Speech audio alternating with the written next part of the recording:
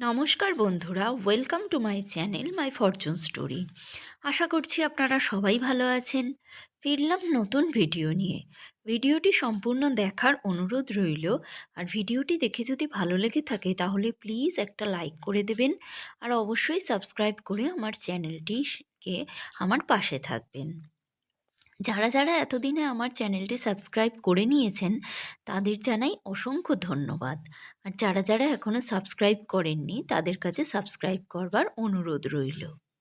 তাহলে চলুন আজকের ভিডিওর বিষয়বস্তুটা আমি বলতে শুরু করি। সকালবেলা উঠেই আগে আমি ফুল তুলতে যাই। তো ফুল তুলতে গিয়ে দেখলাম 3টে জবা ফুল ফুটেছে।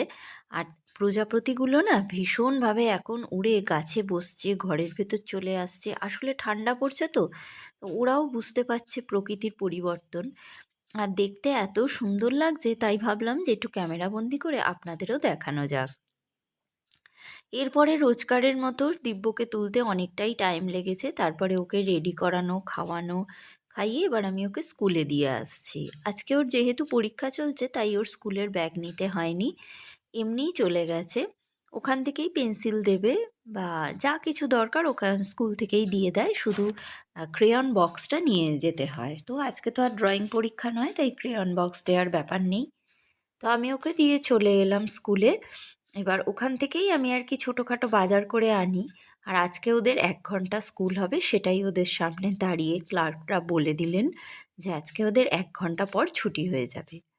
তা আমি বাড়িতে ফিরে আজকে আর কোনো বাজারে যাইনি, বাজার করতে হয়নি, কারণ বাড়িতেই আছে সব কিছু। তো বাড়িতে এসে আমি ব্রেকফাস্টটা রেডি করে নিচ্ছি। ও শীতের সকালবেলা না দেখে মামাদের, যেহেতু আগের দিন একাদশী ছিল, তো আগের দিন বলতে 2 দিন আগে একাদশী ছিল। তো সে তখন ওদের লুচি খেতে দেখেছে বলে ওরও শখ হয়েছে, কিন্তু আমি ওকে লুচিটা দেবো না। আর লুচি করা আমার ঘরে ঝামেলাও, আর একটা কড়া বার করতে হবে, তাতে আবার ঘি দিতে হবে, এইরকম অনেক ঝামেলা বলে আমি আর লুচির দিকটা যাই না খুব একটা। ওই জন্য ওকে আমি একটু পরোটাই ভেজে দেবো, পরোটা দেখলেও আনন্দ পাবে, খেয়ে নেবে। পরোটা, আলু বিনস ভাজা আর বেগুন ভাজা করে রেখেছি। এর মধ্যেই 1 ঘন্টা কেটে গেল। এর মধ্যে আরও কাজও করেছি যেগুলো আমি ক্যামেরাবন্দি করিনি। তো 1 ঘন্টা কেটে গেল। আমি এবার ওকে চলে গেলাম স্কুলে আনতে। এবার আন্টিরা এক এক করে ওকে বার করছে, মানে ওদের ক্লাসকে বার করছে। আর ওদের ক্লাস একটু দেরি করেই বার করেছে। আর এই যে ওর হাতে না একটা গিফট, ওদের আর কি সহপাঠীরই একজনের আজকে বার্থডে ছিল, তো বার্থডেতে এই গিফটটা দিয়েছে সবাইকে। ও তো এই গিফটটা পেয়ে ভীষণ আনন্দ। স্কুলে আরও সব বাচ্চারা আছে, তাদের হাতেও আছে। এবার গিফট পেলে বাচ্চারা, কোন বাচ্চারা না আনন্দিত হয়, সব বাচ্চাই আনন্দিত হয়। তো ওকে আমি বললাম ঠিক আছে একটু দেখাও সবাইকে কি গিফট পেয়েছো। তো ও গিফটটা দেখাচ্ছে এইভাবে, আর ও গিফটটা পেয়ে খুব আনন্দিত। তো এইগুলোই তো আনন্দ বাচ্চাদের। আসলে জানেন তো, ওর জন্মদিনেও না এইরকম একটা প্ল্যান ছিল যে এইরকম গিফট দেওয়া হবে স্কুলে, কিন্তু ঠিক সেই টাইমেই আমার মাসি চলে গেল। তো সেই জন্য আর কিছু করা হয়নি। আর মামনিও নেই, মামনির এই উদ্যোগেই হতো সব কিছু। তো সব কিছুই হ্যাপাজার্ট হয়ে গেল। যাই হোক, দেখা যাক আবার যখন নর্মাল হতে পারবো তখন দেখব নর্মালভাবে জীবনটাকে পরিচালিত করবার। তো এবার বাড়িতে এসে গেছি, এসে ওকে ড্রেস চেঞ্জ করিয়ে দিয়েছি, দিয়ে ওকে আগে খেতে দিয়ে দিচ্ছি। কারণ সকালবেলা খুব একটা তো বেশি খেতে পারে না। আর পরীক্ষা দেওয়ার পর বা স্কুলে যাওয়ার পর অনেকটাই হাঁটা চলা হওয়ার পর না খিদেটা পেয়ে যায়। তো সেই জন্য ও আর কি, আমি খাবারটা রেডি করে রেখে দিই, এলেই খেতে দেব।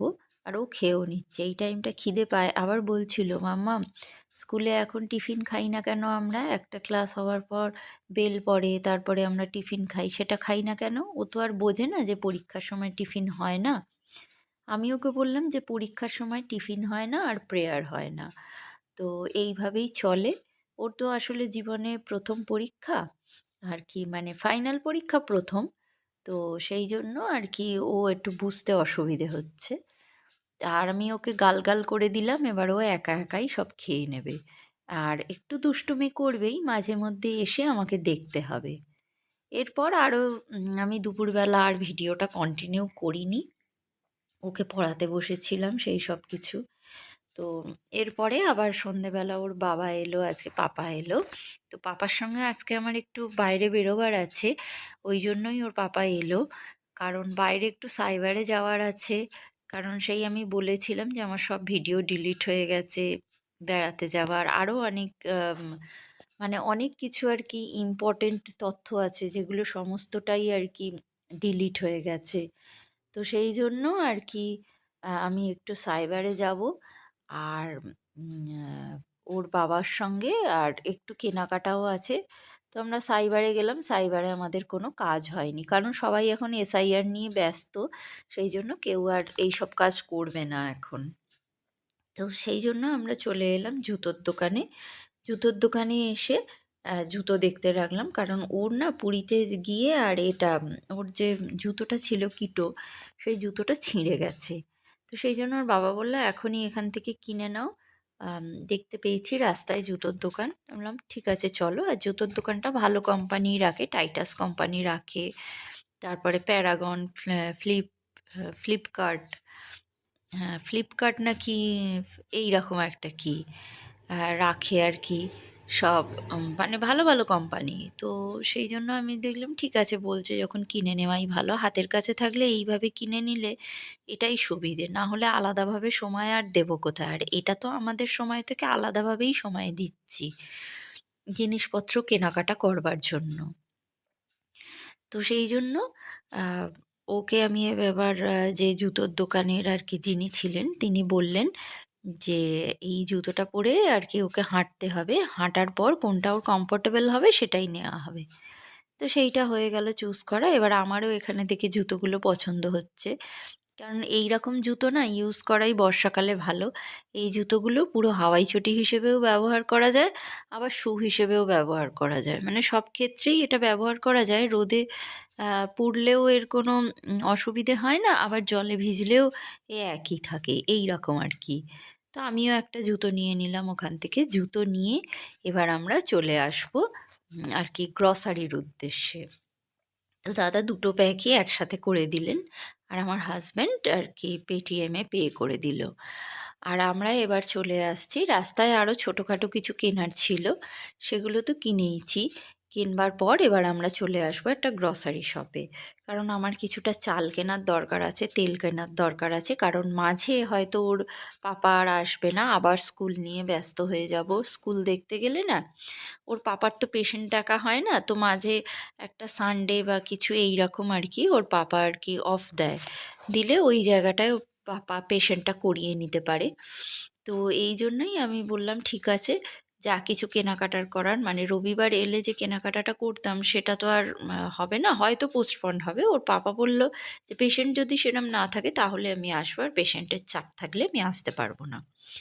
তো সেই জন্য আমি চলে এলাম আর কি। গ্রসারিটা আগে থেকেই করে নেওয়া ভালো, এগুলো শেষ হলে কিনবো এই রকম করলে, আর তখন আর আমার পক্ষে উপায় থাকে না, কারণ একা হাতে সব কিছু তো। তো এবার গ্রসারির দোকানে গেলাম, আর এই দাদাও আমাদের সব কিছু ঠিকঠাক করে গুছিয়ে দিয়ে দিল।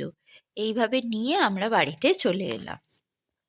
আর ওর পাপা আছে, এইভাবে বেড়াতে যাওয়া হলো, এই জন্য আমার দিব্যসোনার বেশ আনন্দ হয়েছে, ওই জন্য ও বেশ খানিকটা নেচে নিয়ে আনন্দটা প্রকাশ করলো। তো ভিডিওটি আজ এই পর্যন্তই রাখছি, ফিরবো নতুন ভিডিও নিয়ে। ততক্ষণের জন্য সবাই ভালো থাকবেন, সুস্থ থাকবেন, ভগবান সবার মঙ্গল করুন।